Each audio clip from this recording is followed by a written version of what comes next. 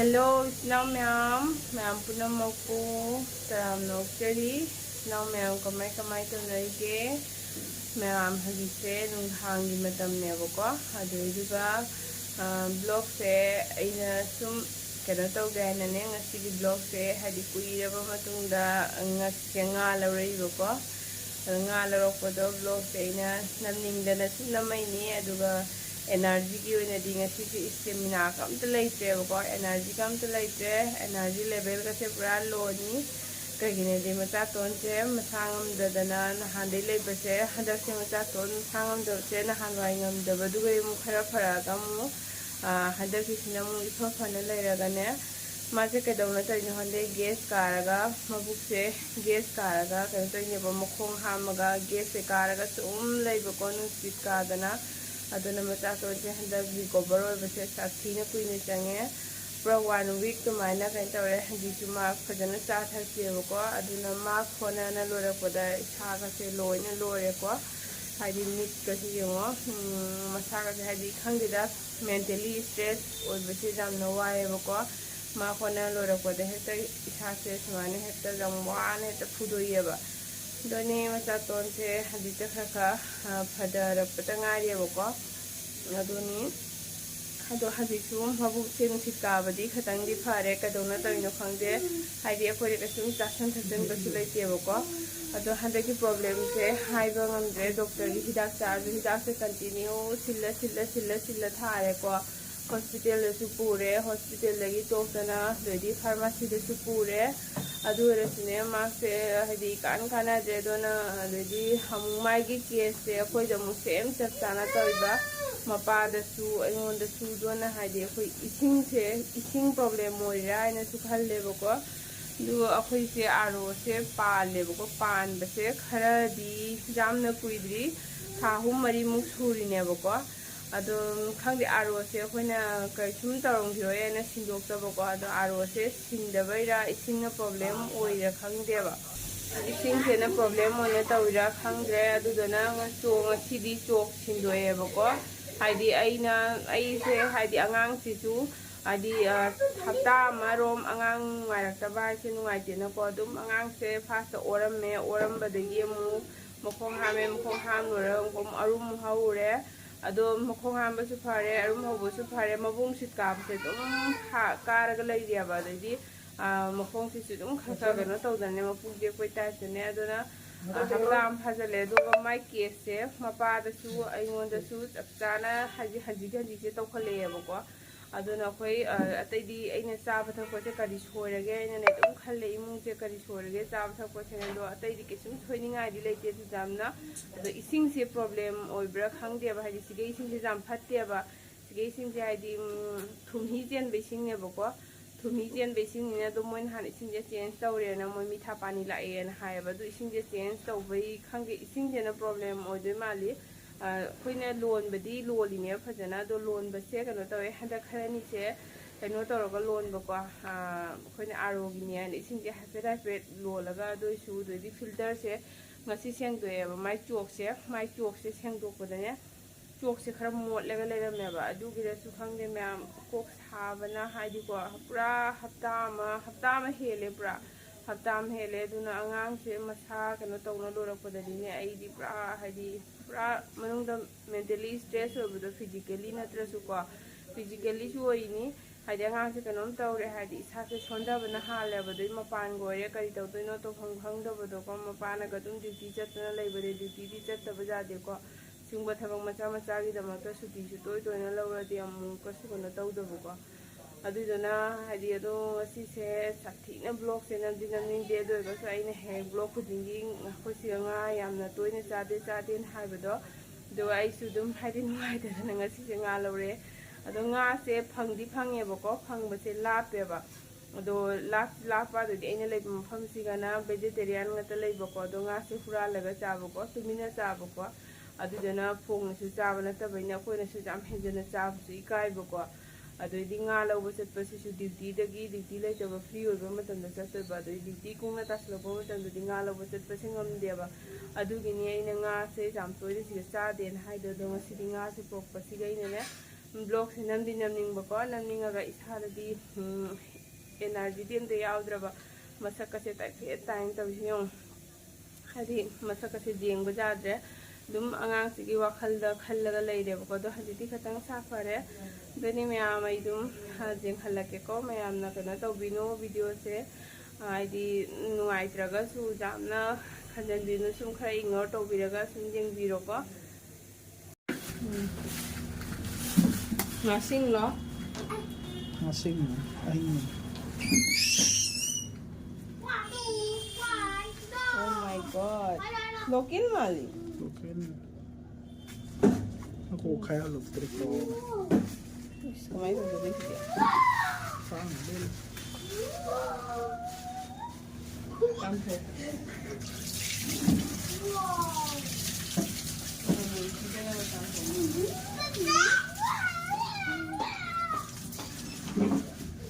Ma'am सिग लेरेको से अखोई हम तांग चा फंगजब सिग लेरे इकायरे मैम चा फंगदी हाइमनगिना चा फंगदी नते चाब फंगियाबको अदो फंगबदो हाइदि सिगैसे फोंगना चादबगा अदोइदि ड्यूटीना कनमनिना हाइदि चटपसे लापको अदोइदि अखोई आदा तौइ दुमाइना हाइदि लेरा खुदिंगी nga से मरा कायदे फंगदबने लापगा चलगा लौरुबदो अदुगिनेबको चा फंगदेसे 이제 쌈이지.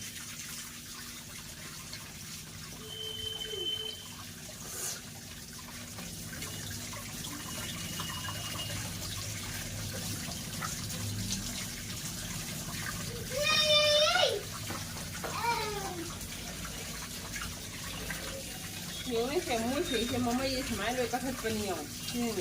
허리.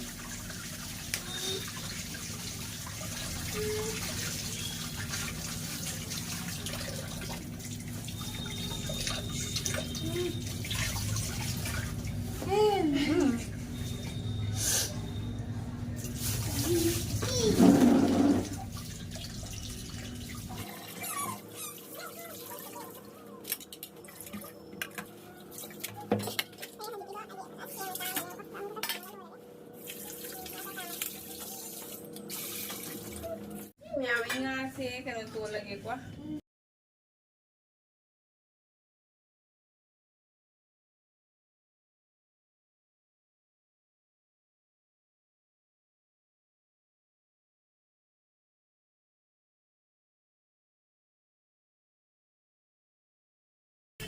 मैम सी खाने ने को नॉन स्टिक पेन है बदो इन सी जे कुई दे है बदो कुई रे सिने नुंगाई बको गांगो बदा लामा स्टील की दो नुंगाई ते बको इन संगे बदो कागत्रा न कोना बदा अदना सी nga thong जम नुंगाई हमने मैम सी से चम न थोंदोइ नि सी मैम खांग सारे को हजी खांग सारे थाव हापगे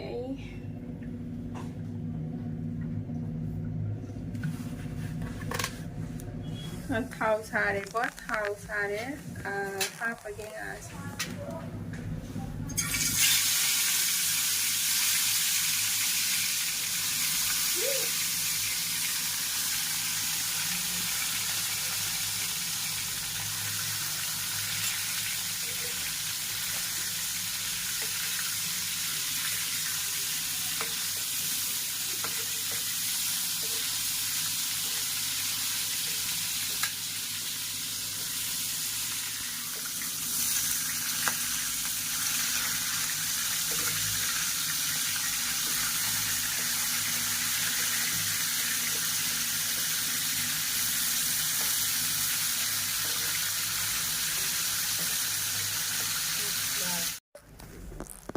हाँ लिख रहे को ꯉꯁꯥꯏꯒꯤꯗꯣ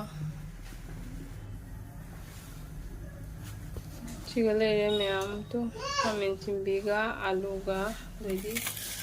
सिनाको मोटर से खरा मरु खोएबको खरा मन खोक्ते दो हदी मपादी सुमाइना मकु थागा चाबमा हैनादेबा मकु मरु खोक्तो वाय दुगी मागी खरा मखोक्तोए आइगिना सुमाइन तौरे मचा तोंजे तोइसियो अगरबत्ती जुवाई गेस अगरबत्ती जुवाई बसे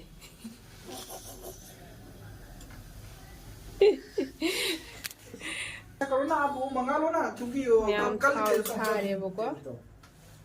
थाव सारे दुई कनो तौरगे मेथी खितंग हापगे हापगा मसी हिंजांग से जाम चमना थोंगेको हापगा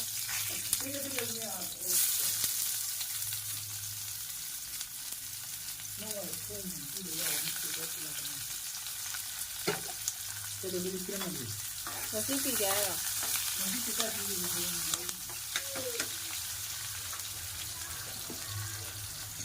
मैम आई मोबाइल से जोंदू से आई मोबाइल ने बको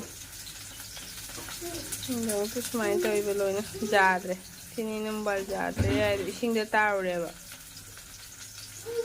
जाद्रे मोबाइल से सुमाइन तौरे मैम दु सेमबगी हाइनरम्बदो फोन तौरइनी मैम पासपोर्ट ने खतंग हाख्रेबको दुगा सिगैसिने जेनम लेबा तो अइमोंदा जेनम अकंग लेबा जेनम अकंग से खतंग हाप्चलगे सिसे हाप्चनगे सी जेनम से मणिपुरी जेनम नि ma'am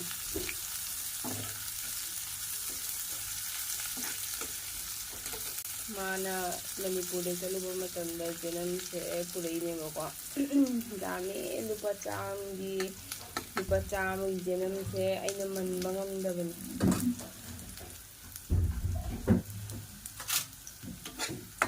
nangna lawko jenam do lupa चामगी natra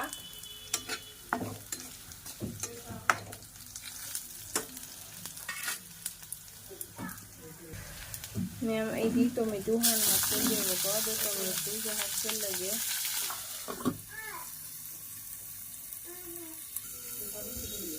ma'am सिगे लेरे ngauबसे ngौना लोरेबको देगी सिसेना मचाना मा थोंबा चारोयना सिसेना मागी खाइदोक्चरनी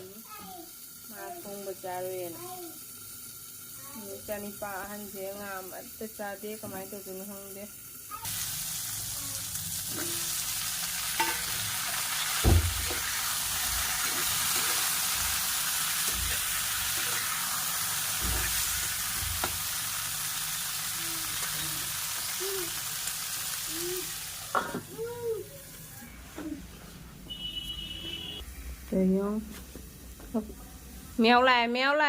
mèo là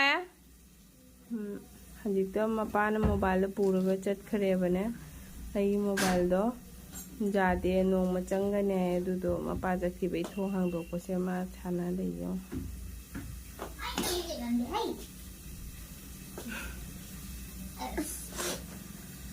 hinjang se kano torebako muithale adu muithalabane ai nga mapoksu hapchalage ai di sumana hinjang thongedane nga mapoksu ta hapchalaba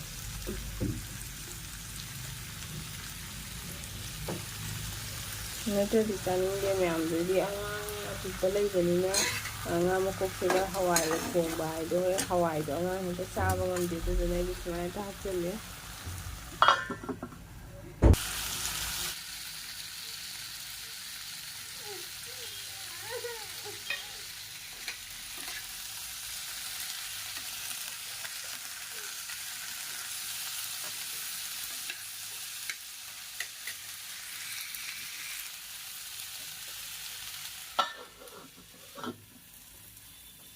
आई बेल तौरेको सुमाना आलू सिंगे फजana खतम मुइथले दो कन तौरे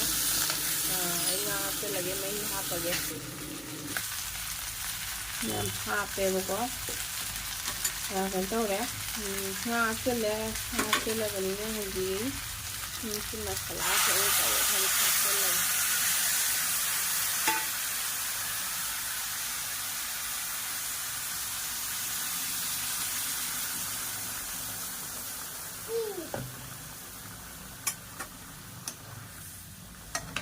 लोइद्रोमना फजana सौहल्लगेको फजana सौहल्लगा ई मरोइसु हापे जीराजो हाख्रेको जीराजो हाख्रे इलायची पाउडर तंग हापचलनी कुम्वा पनि लोरन दुगा ngak songe ma'am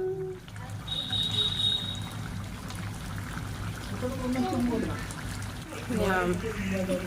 jang ke taurebako लोरे tu sak sak laure ꯌꯦꯟꯖꯥꯡꯁꯦ ꯊꯛ ꯊꯛ ꯂꯥꯎꯔꯦ ꯃꯌꯥꯝ ꯃꯨꯊꯠꯂꯒꯦ ꯐꯗꯤꯒꯣꯝꯁꯨ ꯊꯥꯛꯑꯦ ꯃꯔꯣꯏ ꯃꯄꯥꯡ ꯂꯣꯏ ꯊꯥꯛ ꯂꯣꯏꯔꯦꯕꯀꯣ ꯃꯨꯊꯠꯂꯒꯦ ꯃꯌꯥꯝ ꯑꯩ ꯍꯧꯖꯤꯛ ꯆꯥꯛ ꯆꯥꯅ ꯈꯣꯠꯇꯅ ꯂꯣꯏꯅ ꯂꯣꯏꯔꯦꯕꯀꯣ ꯑꯉꯥꯡꯁꯤꯡꯁꯨ ꯇꯨꯝꯅꯈ꯭ꯔꯦ ꯇꯨꯝꯍꯟꯈ꯭ꯔꯦ ꯑꯗꯨꯅ ꯑꯩ ꯉꯁꯤꯒꯤ ꯊꯕꯛ ꯅꯨꯡꯕꯛ ꯂꯣꯏꯅ ꯂꯣꯏꯔꯦ ꯑꯗꯨꯅ ꯃꯌꯥꯝ ꯉꯁꯤꯒꯤ ꯕ꯭ꯂꯣꯒꯁꯦ ꯃꯇꯥꯡꯁꯤꯗ ꯂꯣꯏꯁꯤꯜꯂꯒꯦ ꯍꯤꯟꯖꯥꯡꯗꯨꯁꯨ ꯌꯥꯝ ꯍꯥꯎꯔꯝꯃꯤꯀꯣ ꯀꯨꯏꯔꯕ ꯃꯇꯨꯡꯗ ꯆꯥꯕꯅꯤꯅ ꯌꯥꯝ ꯍꯥꯎꯔꯝꯃꯤ ꯍꯤꯟꯖꯥꯡꯗꯨꯁꯨ ꯑꯗꯨꯅ ꯃꯌꯥꯝ ꯃꯇꯥꯡꯁꯤꯗ ꯕ꯭ꯂꯣꯒꯁꯦ ꯂꯣꯏꯁꯤꯜꯂꯒꯦ ꯀꯩꯅꯣ ꯇꯧꯔꯦꯕꯀꯣ ꯊꯦꯡꯉꯦ ꯍꯧꯖꯤꯛꯁꯦ ꯄꯨꯡ 12 ꯇꯥꯔꯦꯕꯀꯣ ꯍꯥꯏꯗꯤ ꯋꯥꯁꯨ ꯋꯥꯔꯦ ꯀꯩꯅꯣ ꯇꯧꯔꯦ ꯑꯉꯥꯡꯁꯨ ꯇꯨꯝꯍꯟꯈ꯭ꯔꯦ ꯃꯣꯏ ꯂꯣꯏ ꯇꯨꯝꯍꯟꯈ꯭ꯔꯦ ꯆꯥꯛ ꯇꯣꯛ ꯈꯣꯠ ꯂꯣꯏꯔꯒ ꯃꯆꯥ ꯑꯃꯨꯛ ꯉꯥꯏꯍꯥꯛ ꯃꯥꯒ ꯑꯃꯨꯛ ꯉꯥꯏꯍꯥꯛ ꯐꯝꯃꯤꯟ ꯈꯣꯠꯃꯤꯟꯅꯗꯅ ꯂꯥꯏꯔꯤꯛ ꯉꯥꯏꯍꯥꯛ ꯇꯥꯛ ꯈꯣꯠꯇꯅ ꯇꯨꯝꯈ꯭ꯔꯦ ꯑꯗꯨ ꯂꯣꯏꯅ ꯂꯣꯏꯔꯦ ꯐꯔꯦ ꯃꯌꯥꯝꯗꯨꯗꯤ ꯃꯊꯪꯒꯤ ꯕ꯭ꯂꯣꯒꯇꯣ ꯑꯃꯨꯛ ꯊꯦꯡꯅꯔꯁꯤ